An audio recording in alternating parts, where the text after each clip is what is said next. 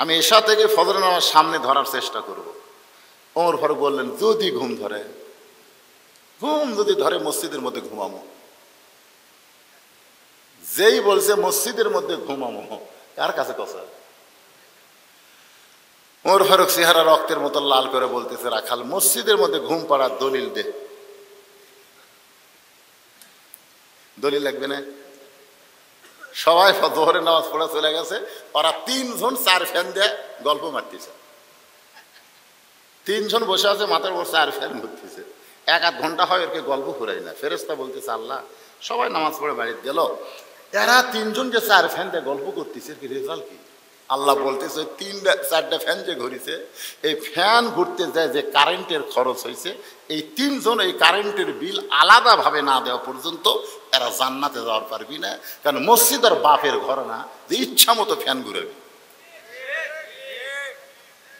কি ফাইজা কুদিয়াতিস সালাত ফান্তাশিরু ফিল আরদ, নামাজ হয়ে গেলে আর মসজিদের মধ্যে থাকা শোতা তো দূরের কথা, থাকাই যাবে না। কথা কর না কেন, কথা কর না কেন? গরমের দিন আসতেছে, অনেক গরিবের বাড়িতে কারেন্ট নাই, বুঝলেন? মুয়াজ্জিনের সাথে লাইন করছে, চাচা আমাদের কারেন্ট নেই, ফ্যান নেই, এবারে মসজিদের 12টা ফ্যান। চাচা আমাকে একটু এসার পরে চাবি দিবেন, চাচা ফজরের সময় চাবি নেবেন, আপনাকে আমরা 10 টাকা করে দেবো। বেতন কম তো, টাকা লোভে দিচ্ছে। মুয়াজ্জিন টাকা পাওয়ার কথা খুঁজে চাবি দিতে ভাই, ওরা 6 জন এসে সেই ঘুম, ফ্যান দিয়ে ঘুমের চোটে একজনের লঙ্গি উঠছে গলা, মানে চুলকানি আছে তো, জীবনে ফ্যানের তলে ঘুমাই না, ঘুমাতে চুলকাতে চুলকাতে লঙ্গি গলা তুলছে। মুয়াজ্জিন আজান দেওয়ার তুমি কেবল বাতি দিছে। ওরে বাবা রে, বাতি লিবা দিয়ে যায়, আর লঙ্গি ঠিক করছে, লঙ্গি ঠিক করে বাতি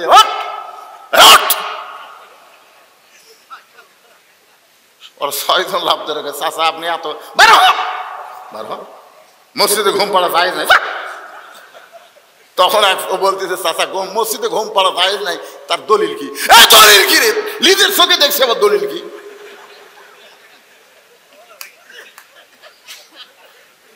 চাচা নিজের চোখে কি, নিজের চোখে কি দেখবে? যা দেখছি বলা যাবে না, যা শয়তান।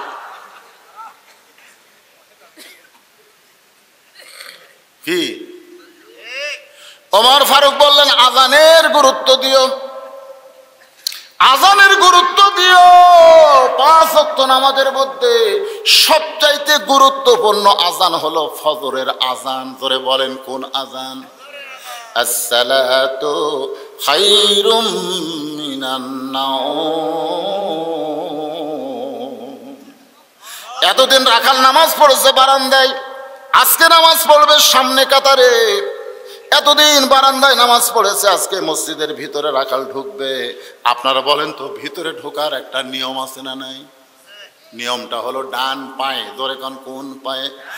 শুধু ডান পায়ে ঢুকলে হবে না, জবান খুলে একটা দোয়াও পড়া লাগবে, আল্লাহুম্মা আফতাহলি আবওয়াবা রাহমাতিক। রাখাল মসজিদের মধ্যে দোয়া পড়ে ঢুকেই খালি সামনে কাতারে যাওয়ার চাই। সামনে কাতারে যাবার চাইতে প্রত্যেকটা সাহাবী নড়ে সরে রাখালকে যাওয়ার রাস্তা করে দেয়। রাখাল মনে মনে কয়, আল্লাহ বারান্দায় থেকে কি ভাবলাম আর ভিতরে ঢুকে কি দেখলাম। বারান্দায় থেকে মনে মনে ভাবছিলাম ভিতরে দামি দামি, আর ভিতরে ঢুকে দেখতেছি আমিও যা এরাও তাই। এটা ভিতরে না ঢুকলে বোঝার উপায়। ভিতরে ঢুকে দেখবেন আওয়ামী লীগ 4 আঙ্গুল সামনে আছে, জামাত ইসলাম হাত ধরে টান দিচ্ছে। আওয়ামী লীগ বলে, টানিস করে, কাতার চিনিস না, এই যে লাল দাগ আছে, তুই সামনে দেশ করে। আওয়ামী লীগ কাতার খাড়া হয়ে ভাই খেয়াল করিনি ভাই। হ্যাঁ, কে টানলো? কে টানলো? জামাত ইসলাম। কাক টানলো? আওয়ামী লীগ রাগ করছে, খেয়াল করিনি ভাই। ফেরেশতা কয়, আল্লাহ এই তো 2 চোখে দেখবার পারে না, এটি টাইনে কাছে দিল, এটি কিছুই হয় না। আল্লাহ কয়, এটা আমার ঘর, এটা রাজনীতি চলবে না। এটা আওয়ামী লীগ বিএনপি জাতীয় পার্টি জামাত এক কাতার হয়ে নামাজ আদায় করবে। ধরে কোন কথা ঠিক কিনা? বাহিরে 14 দল 20 দল, কিন্তু আল্লাহর ঘরের মধ্যে কয় দল? এতদিন রাখাল বারান্দায় নামাজ পড়েছে, ভিতরের খবর জানে না। আজকে ভিতরে ঢুকে দেখতেছে ওইও যা সবাই তাই।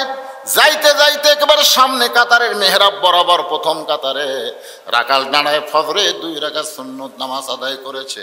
ফজরের পূর্বে 2 রাকাত সুন্নত আছে না নাই?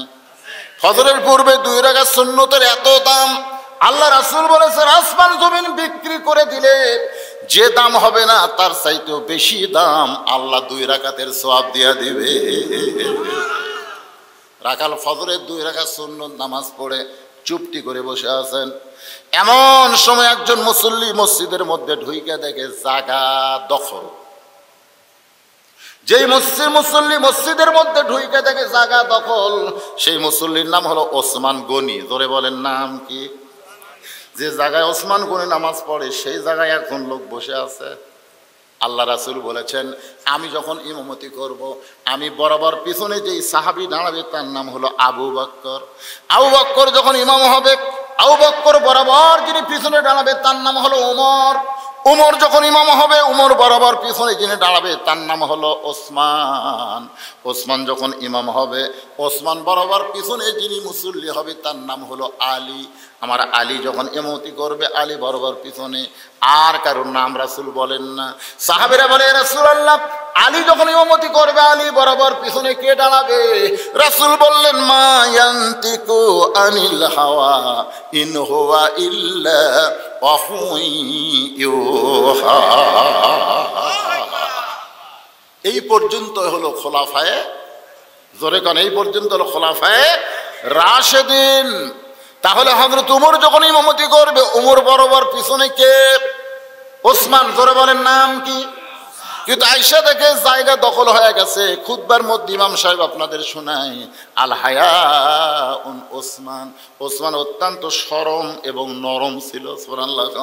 রাখালের পাশে সামান্য ফাঁকা দেখে ওই ফাঁকের মধ্যে ওসমান গনি 2 রাকাত সুন্নত নামাজ আদায় করছে।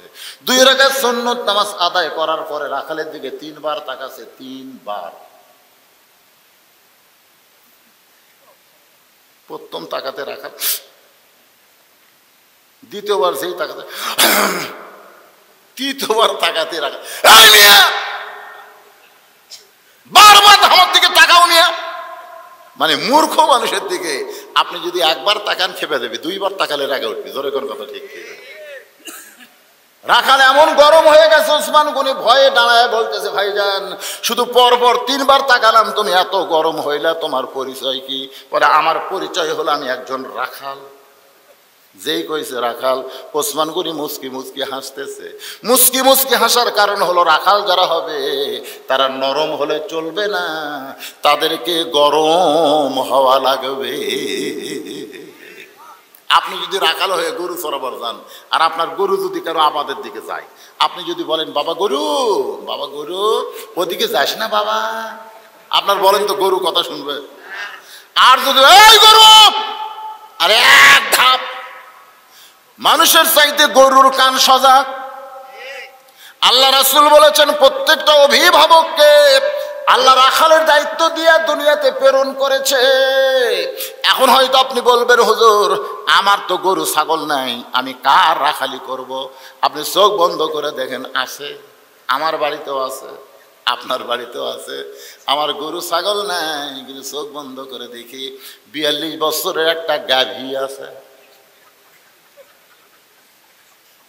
আপনি চোখ বন্ধ করে দেখেন 22 বছরের একটা আলিয়া আছে, 17 বছরের একটা বকনা আছে। হয়তো বলবেন হুজুর গাভী আলিয়া বকনা কি? খারাপ ভাষায় কইনি ভাইজান, বাংলা ভাষায় কইছি। আলিয়া বললে আপনার বোঝেন না, কুড়ে যাচ্ছে ভাই কুরবানি বাজারে কি কিনবো? আইডিয়া কিনবো। তার মানে কি বুঝতেছেন? আইডিয়া কি খারাপ ভাষা নাকি? গাভীও খারাপ না। এখন অস্ট্রেলিয়ান গাভী খুব দামি, ধরে কোন কথা ঠিক কিনা?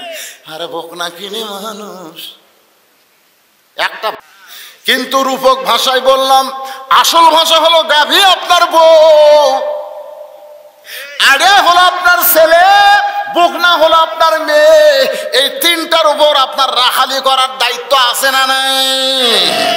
বাবরি মসজিদ ভাঙ্গা 400 বছরের পুরাতন বাবরি মসজিদ, যেখানে মুসলমান 400 বছর ধরে নামাজ পড়ে, সেই মসজিদ ভাঙ্গা ভারত রাম মন্দির বানালো।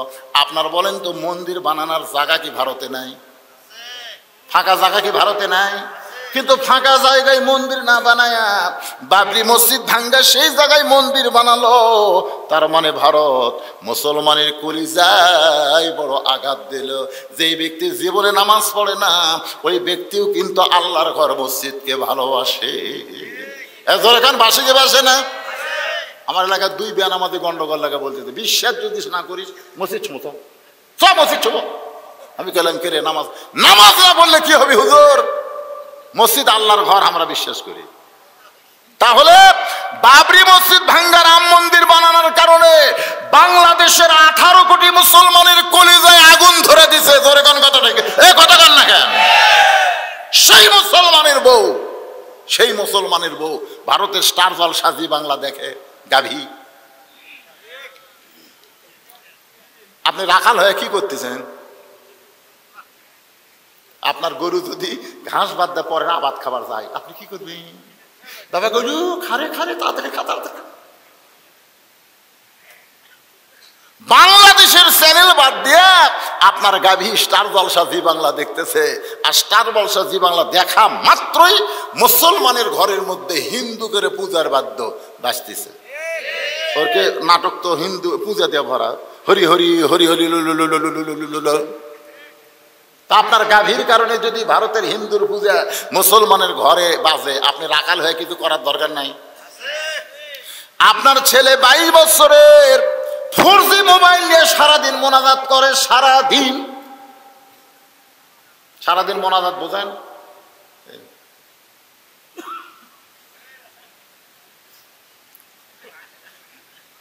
কেরে আপনার 22 বছরের আইডিয়া সারাদিন এটা নিয়ে ঘরে দেয়। আর্জেন্টিনার খেলা দেখলো আপনার আইডিয়া 3টা পর্যন্ত। মেসি কিভাবে পাস করে, মেসি কিভাবে গোল করে, সকালবেলা আইডিয়া গল্প করে। কিন্তু আসসালা তো খয়নের নাম কখন হসে ওই সালা আইডিয়া জানে না। হ্যাঁ আপনি বাপ হয়ে এখন তো জানে।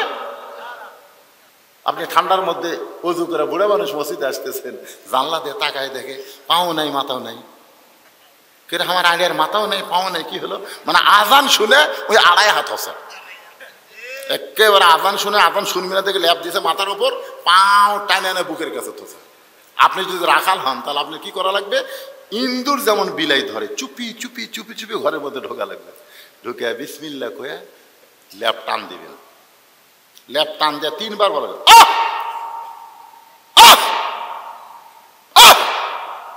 ছেলে লাভ দেটা বলবে আব্বা আহ করতেছেন কেন? সর্বনাশ রে, ল্যাপের মধ্যে তোর সাইজ আর সকালবেলা সাইড টিপে কুত্তার সাইজ, একই সাইজ রে। তুই মানুষ না কুত্তা রে। একবার খালি আপনি আইডিয়ার কাছে এই ওয়াজ করেন, একবার এই ওয়াজ করছেন আপনারা আইডিয়ার কাছে। আপনার বকনা 17 বছরের বকনা ওই কি ফাতেমা হচ্ছে না পরিমণি হচ্ছে আপনার দেখা লাগবে না?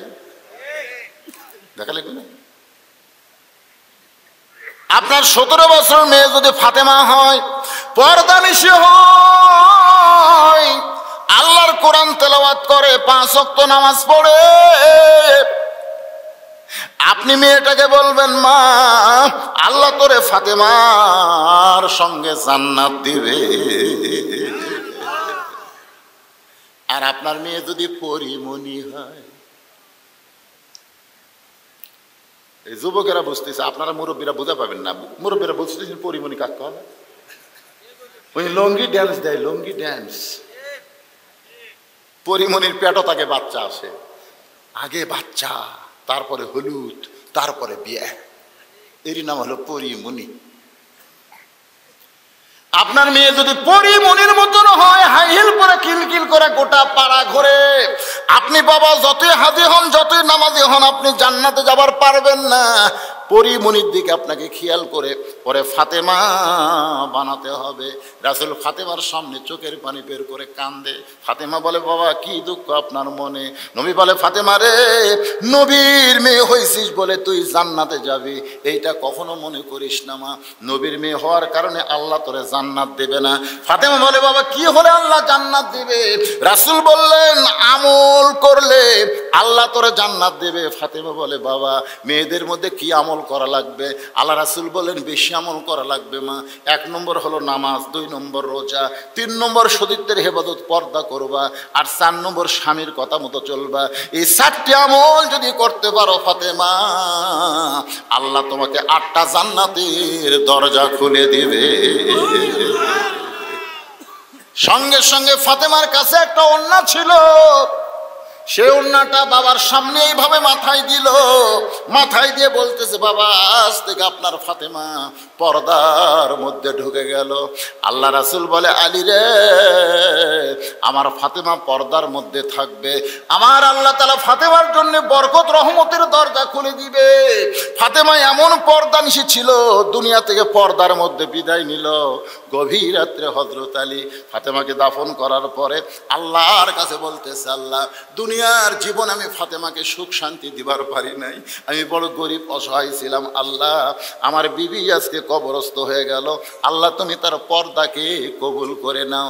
এ দোয়া করার সঙ্গে সঙ্গে তাকায় দেখে সামনে কয়েকটা পুরাতন কবর দেখা যায়। এই মাত্র ফাতেমার কবর আলী দিল, সেই নতুন কবর আর নাই, নতুন কবর নাই, শুধুমাত্র পুরাতন কবর দেখা যায়। আলী চিৎকার করে বলে, ফাতেমার কবর কোথায় রে? এই মাত্র আমি নিজেই কবর দিলাম, সেই কবরটা কোন জায়গায়? কে যেন ডাকতে বলে, আলী আমার ফাতেমা পর্দানিশী, আমি আল্লাহ জোহরা ডিগ্রি দিয়া ফাতেমার কবরটাকে কিয়ামত পর্যন্ত পর্দা করে দিয়েছি।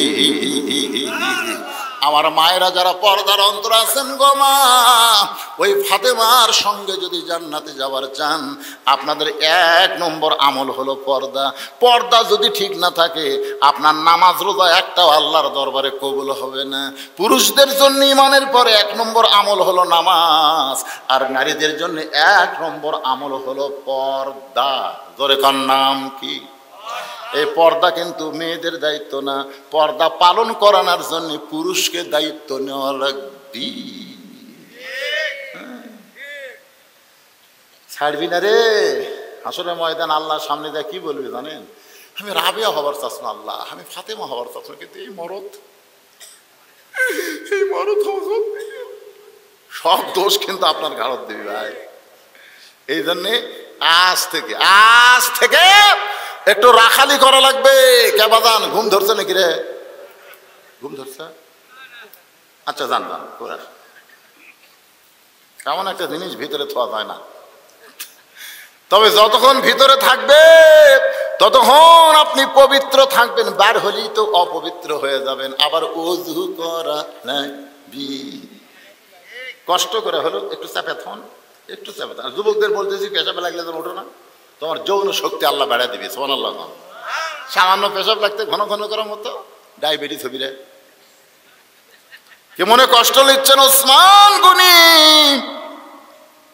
ছুটি করে বসে রাখালকে বলতে, ভাইজান কোনোদিন আপনাকে সামনে কাতারে দেখি নাই, আজকে প্রথম কাতারে দেখতেছি। রাখাল বলতেছে, আমার কি ঠেকা, প্রতিদিন সামনে আসা আমার কি ঠেকা, আজকে বড় ঠেকাই পড়ে এসেছে। শুধুমাত্র 1 নজর দেখবো, তারপরে চলে যাব, আর কোনোদিন এই জায়গায় আসবো না।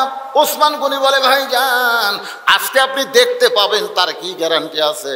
রাখাল বলতেছে, আমার চোখের পাওয়ার ঠিক আছে। ওসমান গনি বলে, ভাইজান কয়েক বছর হলে সামনে কাতারে নামাজ পড়ি, এখন পর্যন্ত দেখতে পাইলাম না। কয়েক বছর সামনে কাতারে নামাজ পড়ে এখন পর্যন্ত দেখতে পাইলাম না। রাখাল বলতেছে, চোখের মধ্যে মনে হয় দোষ আছে, তাহলে কেন দেখতে পান না? রাখাল দেখতে চায় হযরত ওমরকে, আর ওসমান গনি দেখতে চায় নামাজের মালিক আল্লাহকে। মা আয়েশা বললেন, ইয়া রাসূলুল্লাহ আপনার আগে পাশে কোনো পাপ নাই, আপনি হলেন বেগুনাহ মাসুম, তারপরে ঘুম থেকে চেতন পেয়ে দেখি আপনি নামাজে দাঁড়িয়ে আছেন। এমন দেখি নামাজ পড়ার কারণে আপনার পায়ের গোড়ালি ফুলে ওঠে। হুজুর এত লম্বা নামাজ পড়েন কেন? আল্লাহ রাসূল বলে, আয়েশা আমি জাহান্নামের ভয়ে জান্নাত পাওয়ার জন্য নামাজ পড়ি না, আমি নামাজ পড়লে আমার চক্ষু শীতল হয়ে যায়। আনতা আবুদুল্লাহ কান্নাকা তারাহু ফাইল্লাম তাকুন তারাহু ফাইন্নাহু ইয়ারাকা। ধরে কোন সুবহানাল্লাহ। ওসমান গনি দেখতে চায় নামাজের মালিক আল্লাহকে, রাখাল দেখতে চায় হযরত ওমরকে। রাখাল বলতেছে ভাই একটা কাম করেন। ওসমান গনি কি কাম? বলে আপনি আমার হাত ধরেন, আপনি আমার হাত ধরেন, আমি নিজেও দেখবো এবং আপনাকেও দেখায় দেব। সুবহানাল্লাহ কান্না কেন? ওসমান গনি সঙ্গে সঙ্গে রাখালের হাত চাইপা ধরছে। আল্লাহর কোরআন সামনে এসে বলতেছে, ইয়া আইয়ুহাল্লাযীনা আমানুত্তাকুল্লাহা ওয়া কুনু মা'আস সাদিকিন। এটাই কিন্তু পীরের দরবারে বেশি কয়, তাই না? বেশি কয় না, ইয়া আইয়ুহাল্লাযীনা আমানুত্তাকুল্লাহা ওয়া কুনু মা'আস সাদিকিন। যদি আল্লাহর ভয় তোমাদের কলিজার মধ্যে রাখতে চাও তাহলে পীর ধরো। এই সাদিকিন দিয়ে ওরা পীর বুঝে। আমি গোটা বাংলাদেশ খুঁজে দেখছি ভাই, তিনটা জিনিস। এক নম্বরে হলো ভালো ডাক্তারের বউ কোনোদিন সিজার করে না, কারণ সিজার করলে বাচ্চারও ক্ষতি, মায়েরও ক্ষতি। শুনে দেখবেন আপনি এলাকার বড় ডাক্তার থাকলে ওর বউ কিন্তু সিজার করাবে না, দরকারে ধৈর্য ধরে 2 দিন পর নর্মালে বাচ্চা নেবে। ভালো ডাক্তারের বউ, হ্যাঁ, এই জন্য তিনটা জিনিস খেয়াল করবেন। ধরে কোন কয়টা? ভালো ডাক্তারের বউয়ের সিজার লাগে না। 2 নম্বর হলো মলবির বাড়িতে কোনোদিন মিলাদ হয় না। 3 নম্বর পীরের বউ কোনোদিন মুরিদ হয় না, কারণ জানে আমার মাল পীর না। আমি 38 বছর ওয়াজ করতেছি, 38 বছর ওয়াজ করতেছি, আমার বউ আজ পর্যন্ত আমি হুজুর কবার পারি না। হুজুর আমি একদিন 500 টাকা দিয়েছিলাম, দিয়ে আমাকে একবার হুজুর খাও। ওই টাকা দিয়ে কই শরম লাগে, শরম লাগে কারে? লক্ষ লক্ষ মানুষ হুজুর কয়, তুমি খালি একবার হুজুর কবে, অসুবিধা কি? তখন বলে জনগণ আপনাকে চিনে না তাই হুজুর কয়। কিন্তু আমি তো মালদা চিনি, হুজুর হয় এতই সহজ। নিজের বইয়ের কাছে হুজুর, মায়ের কাছে হুজুর, আর পাড়ার লোকের কাছে হুজুর হজবে।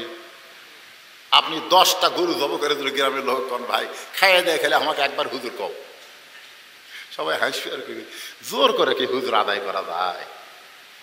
হুজুর কিন্তু মহব্বতের একটা জিনিস, কি ভাই ঠিক না? 3 জন হুজুর হজর করবেন, আপনি বইয়ের কাছে হুজুর আছেন। যত বড়ই মরধান বইয়ের কাছে হুজুর না। আমি একদিন এই তানোরে ওয়াজ করলাম, 2.5 ঘন্টা ওয়াজ করছি, লোকজন খালি ওয়াজ শুনছে, কান্দিছে, হাসিছে। আমি মনে করলাম আজকে বাড়ির যা বইয়ের কাছে 5 মিনিট ওয়াজ করবো, 5 মিনিট। বউক বললাম বসো, 5টা মিনিট ওয়াজ করি। বউ আসে আমার টুপি করলো, ভাগকা আরম্ভ করছেন, কিসের হুজুর? আমি এই মেয়ের কাছে জীবনেও হুজুর আর পারলাম না রে। কিন্তু হযরত ওমর মেহরাবের মধ্যে ঢুকছে। আপনার চিন্তা করতেছেন আকামত শুরু হওয়ার সঙ্গে সঙ্গে ওমর ফারুক মেহরাবে কোন দিক দিয়ে ঢুকলো? আল্লাহর কোরআন দিয়ে যখন রাষ্ট্র চলবে তখন ইমামকে মসজিদের দরজা দিয়ে আসা লাগবে না, মেহরাব বরাবর ছোট্ট একটা দরজা থাকবে, ওই দরজা দিয়ে ইমাম সাহেব মসজিদে আসবে। ইমাম মানে শুধু ইমাম না, ইমাম হলো নেতা। ধরে বলেন ঠিক কিনা? হযরত ওমর কতটুকু এরিয়ার নেতা? কতটুকু এরিয়া? অর্ধ পৃথিবী না বলে আজকে আপনাদের একটা ক্লিয়ার করে দেই। আমি ইসলামের ইতিহাসের মানচিত্র ম্যাপে দেখেছি, বাংলাদেশের মতন, কোন বাংলাদেশের মতন 96টা দেশের খলিফা হলেন হযরত ওমর। বাংলাদেশের মতন কয়টা? আমাদের বাংলাদেশে থুতি নেই, থুতি নেই, তার কেদা মোশান ভাই। যেই মাত্র হযরত ওমর মেহরাবের মধ্যে ঢুকছে, রাখাল খাড়ি ওসমান গনি ধরে আছে। রাখাল খাড়ি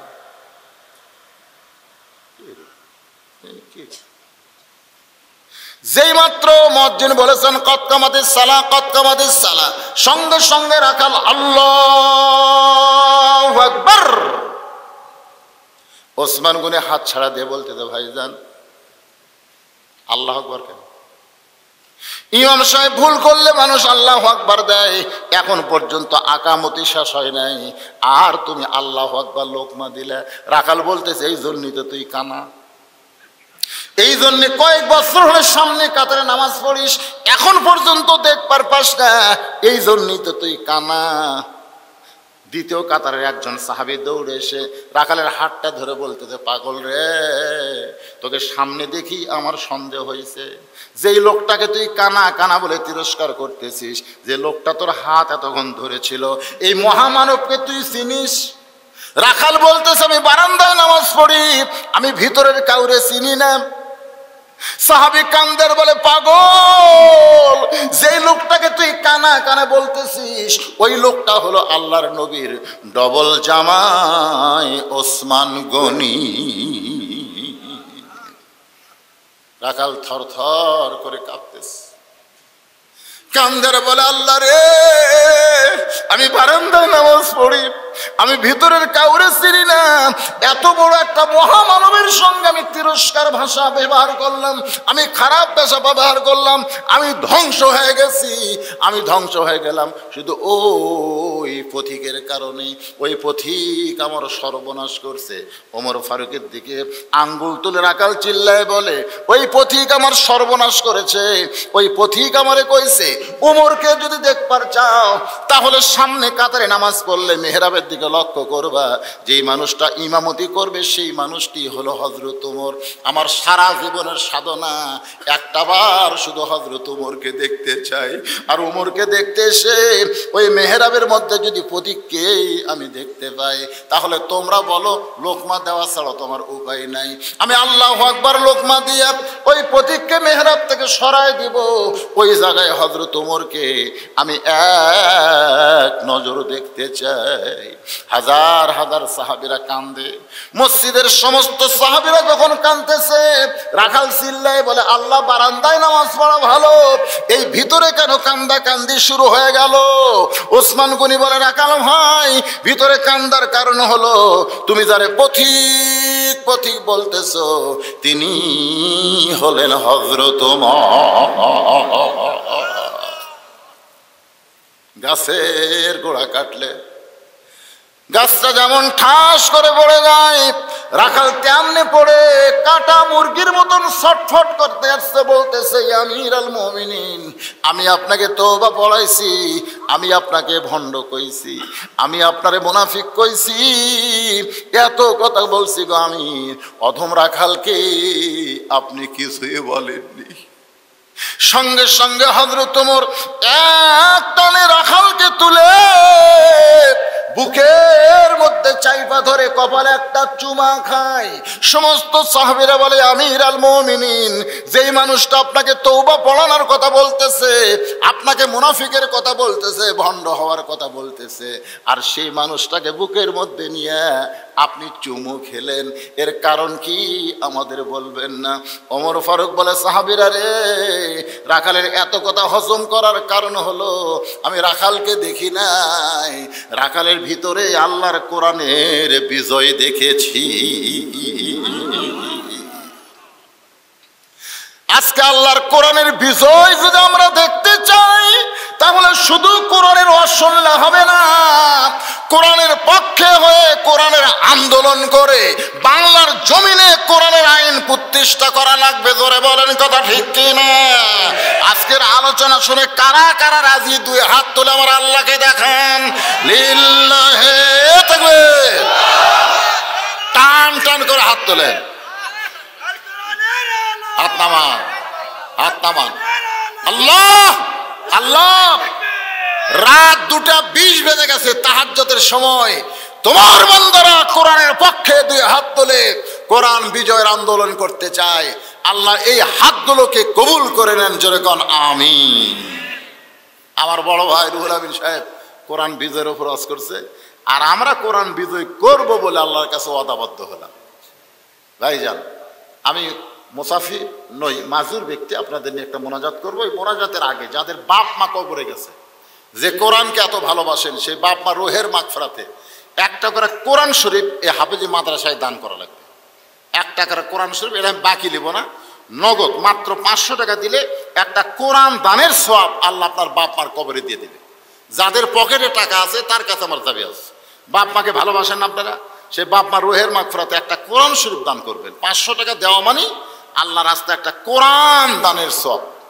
টাকা পয়সা কিন্তু কিছুই না, বাপ মা চলে গেছে, বাপ মার সয় সম্পত্তি বাড়ি গাড়ি সবই আছে, কিন্তু সেই বাপ মাকে জান্নাত দেওয়ার জন্যে নবীর এতিম মাদ্রাসায় একটা কোরআন বাবদ 500 টাকা দেবেন। কোন আল্লাহর পাগল বাপ মাকে ভালোবাসেন? 500 টাকা দান করবেন ইনশাল্লাহ। দেন বাবা, দেন দেন। এতগুলো মানুষ 100টা কোরআন শরীফ দেওয়া কিছু না। সাবেক সেক্রেটারি বাপ্পার রোহের মাগফিরাতে কোরআন শরীফ বাবদ 500 টাকা দান করেছে। আল্লাহ বাপ্পার কবরকে জান্নাতের টুকরা বানায় দেন, আল্লাহুম্মা আমিন। একটু দূরে হয়তো একজন একটু সিয়ার লেগে গেলে কয়েল ওটা কি চলতেছে নাকি? আল্লাহ দুইজন দুইটা কোরআন শরীফ বাবদ 500 জালালি ওয়াল ইকরাম। মাবুদ, সেই মাগরিবের নামাজের পর থেকে রাত 2:30টা পার হয়ে গেছে। এই দীর্ঘ সময় পর্যন্ত তোমার পাগল বান্দা বান্দিরা আরামের বাড়ি ঘুমকে বাদ দিয়া কোরআন হাদিসের মহব্বত কলিজার মধ্যে নিয়া এই জান্নাতের বাগানে বসে বসে আলোচনা শোনার শেষে আমি গুনাহগারের সঙ্গে রহমতের দরজায় ফকির হয়ে দোকানে হাত তুলেছি। আল্লাহ মেহেরবানি করে আজকের মাহফিল আমাদের সকলের হেদায়েতের জন্যে, নাজাতের জন্যে, জান্নাতের জন্যে কবুল করো। এই মাহফিলের শুরু থেকে শেষ পর্যন্ত যত আলোচনা হয়েছে আল্লাহ, এর মধ্যে যদি ত্রুটি হয়, ভুল হয়, মাফ করে দাও। এর জাহাদিয়া মঞ্জুর করো। সোনার মদিনায় নবী পাকের রওজা মোবারকে আল্লাহ কবুল করে নাও। तमाम अंबिया किराम, असहाबे किराम, ताबिईन किराम, तबा ताबिईन किराम, আউলিয়া কিরাম, পীর মাশায়েখ, বুজুর্গানে কিরাম, খাস করে আলফুনিয়ার দরবারে আমার দাদা হুজুর রুহু মুবারকে হাদিয়া কবুল করে।